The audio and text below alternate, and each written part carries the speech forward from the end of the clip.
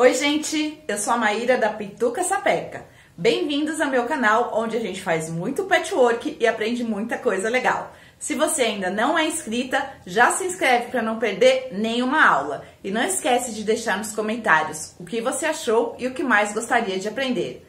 Se gostar dessa aula, deixa um like e compartilha com todo mundo, porque quanto mais gente fazendo patchwork, melhor. Na aula de hoje, a gente vai falar um pouco sobre o tessellation. Foi um pedido de uma das inscritas que está assistindo às aulas. O que é o tessellation? O tessellation é um ladrilhamento onde a gente tem formas que se encaixam uma na outra sem deixar lacunas entre elas e também sem se sobrepor. Tem um gravurista super famoso que fez várias obras com tessellation. O nome dele é M.C. Escher. Você já ouviu falar? Se não ouviu, dá uma procurada que as obras dele são lindas. Eu sou apaixonada por ele. O nome tessellation é de um ramo da matemática que explica todo esse encaixe das formas e usa simetrias de rotação, translação e reflexão para que isso seja possível a partir de formas geométricas. Mas não é de nada disso que a gente vai falar nessa aula. Nessa aula a gente vai falar de patchwork.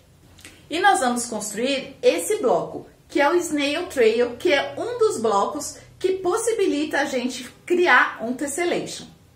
Existem vários blocos no patchwork que permitem essa criação. Aí é questão de você se divertir procurando blocos, colorindo todos eles e fazendo o seu próprio projeto de tessellation. Antes de colocar as mãos nos tecidos, a gente vai entender um pouco de como funciona esse bloco e como a gente pode transformar esse ou algum outro bloco para construir um tessellation. O risco desse bloco é esse aqui, e ele se encaixa numa grade de 8 por 8 se vocês colocarem no quadriculado. É um bloco que você pode usar para vários trabalhos e colorir de maneiras variadas. Essa aqui é uma opção de como você pode colorir esse bloco. Se você confeccionar esse bloco com as cores nessas posições e colocar todos esses blocos juntos em um topo, por exemplo, nesse 36 blocos, a gente tem um topo de patchwork super bonito, mas ainda não é um tessellation. Você pode usar a mesma grade do bloco e fazer uma coloração diferente. Estudar o posicionamento das suas cores para que a gente, no final, quando juntar todos os blocos, realmente tenha um tessellation. Usando a mesma grade, mas colorindo diferente, um lado escuro e um lado claro em diagonais opostas, a gente tem um bloco que parece outro bloco, totalmente diferente. Se a gente colocar esse bloco construído com as colorações nessas posições, no mesma grade de 36 blocos que a gente tinha antes, a gente já vai ter um outro efeito e um topo totalmente diferente. Super bonito também, mas ainda não é um tessellation, porque a gente não tem as formas repetidas e encaixadas uma na outra. Se a gente pegar essa configuração de blocos, 36 blocos, e alternar, deixar um na mesma posição e girar o outro 90 graus, olha só o que acontece, isso aqui. Aí sim é o mesmo bloco, o mesmo risco, com posicionamento de cores pensados para formar o tessellation, blocos exatamente iguais e a gente colocou um de um jeito e um 90 graus rotacionado. E a gente tem realmente esse efeito de tessellation, onde as formas estão todas intrincadas, todas encaixadas, sem lacunas e sem sobreposição entre elas. Você pode fazer esse estudo com vários blocos dentro do patchwork. É só pegar o seu caderno, lápis de cor e se divertir tentando encaixar as formas e fazer o seu próprio tessellation. Eu vou ensinar para vocês nessa aula como a gente constrói esse bloco do Snail Trail. Lembrando que ele pode ser colorido dessa forma, que não permite um tessellation, ou dessa forma, que dá uma opção de um topo bem interessante e também do tessellation. E hoje a gente vai montar o bloco com um posicionamento de cores que permite o tessellation. Esse bloco ele é bem tranquilo de fazer. Eu peguei aqui o meu colorido e o meu fundo. Cortei quadrados exatamente da mesma medida das duas cores. Nós vamos começar juntando essas duas faixas, costurar direito com direito e passar pé de máquina. E todos esses quadrados nós vamos cortar em uma das diagonais. Vou fazer isso com todos eles, cortar na diagonal. Então, é só alinhar a régua ponta a ponta e cortar todos os quadrados, tanto os coloridos quanto os de fundo.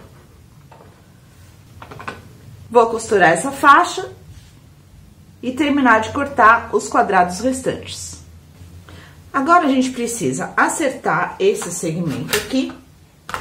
Então, alinha uma linha da régua na sua costura e acerta um dos lados.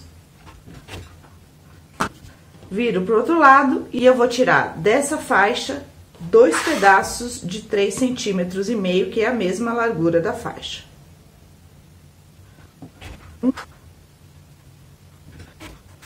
E nós vamos montar um forpete com esses 2 segmentos, com as cores desencontradas, colorido no fundo e fundo no colorido. Colocar direito com direito e passar uma costura aqui. Essa aqui é a única parte diferente nesse bloco. O resto a gente vai fazer tudo igual, camada por camada. Então, nós vamos sempre do quadrado menor para o quadrado maior. Então, a primeira camada, segunda camada, terceira camada e quarta camada em volta desse forpete. Nós vamos começar aqui com cor, cor, fundo, fundo.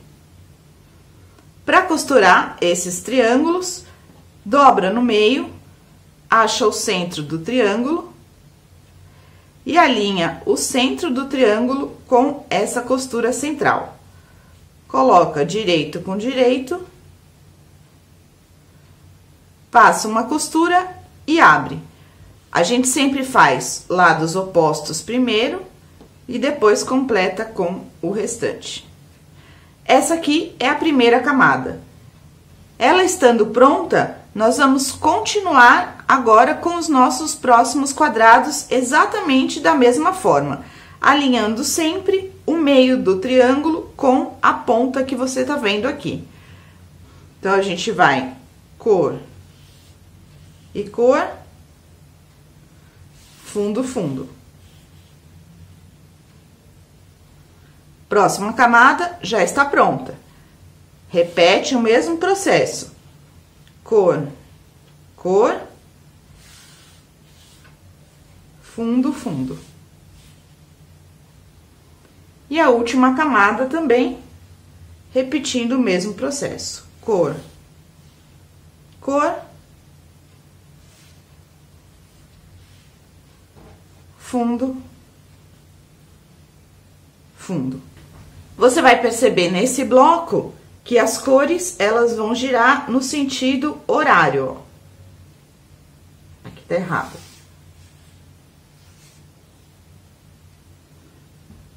Sentido horário. Mesma coisa vai acontecer com o fundo, ó. Sentido horário, sentido horário. E agora é só costurar camada por camada.